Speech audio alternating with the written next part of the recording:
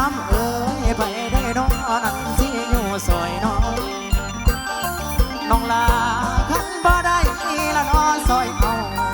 าสิได้นั้นแม่นซอยกลุ่มเด้อได้กิ้งกุ้งไม้เอ๋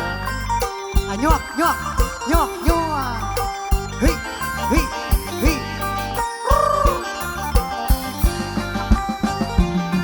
ทำเอ้ยน้องผู้คิงละน้องกลมสวยโอ้ยคนงามเอ้ยอวยรวยนั้นไทยเหือสวงในจังหวะอายักขวานั้นเข้าอยู่สอนนี่น้อคำน้อสอนไทยนั้นแม่นซอยภายได้ได้กิ้งก้มไม้เอ๋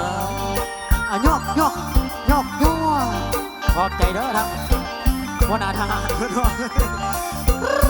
ฮิฮิฮึบทำเอ้ยเห็นไอ้ดำละน้องกี่นี่ลาไว้เอ้ยน้องอยากขี่สั้นบ่เลือกกายบ่น้องลาเห็นไอ้ดำละน้องคอยลอยน้องอยากพายสั้นบ่เลือกเว่นบ่บัดนี้บัดมาเหือละน้องข้าแก่เด้คนงามเอ๋ยไปได้น้อนั้นสิอยู่ซอยน้อไอ้ว่าคันบ่ได้ละน้อซอยอยู่ทั้งไอ้นั้นสิซอยขายได้ได้กิ้งกุ้มไอ้เอ๋ยยกยกยกยัวเฮ้ย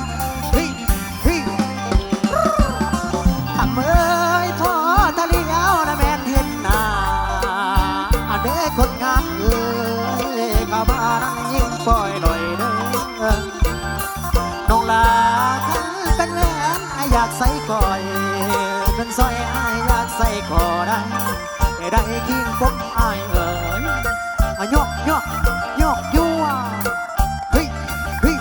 เฮ้ยฮับฮับฮับทำเอ้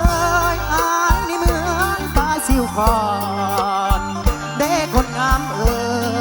ยน้องลานั้นแม่นน้ำผ่าเด้อน้องลาฝนบ่ตกนั้นแม่นฟาดให้นี่น้อครับน้อสิตายแน่นั้นแม่นแดดเขาได้ได้กิ้งก้มไม้เอ๋ยยกยกยกยัวเฮ้ยเฮ้ยเฮ้ยฮับฮับฮับน้องลาเมื่อบ่เมื่อนาโดนำอายเด็กคนงามเอ๋ยอาสะพอนเด้อระบอนอายอยู่เด้อทำเอ้ยอายสิพานาโดกี่สาวสิพาจังนาละขี่รถไปได้ไปบ่ได้เพื่อนำอายบ่ยกยกยกยกเฮ้ยเฮ้ยเฮ้ย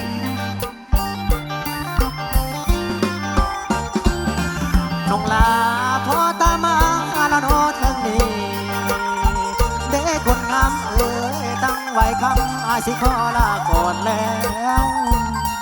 น้องลาขอจับก่อนละน้อบาดพายทั้งไอ้นั้นสีเต้าลาน้องมีแฟนใหม่ละอย่าลืมแฟนเก่าในนอนปฐมยังสิได้สุภาเด้อเด้อคนงามเอ๋ยไอ้ลาลงแล้วเฮ้ยขอบใจเด้อทั้งอาใหญ่เฮาเนาะเจ้าของรางวัล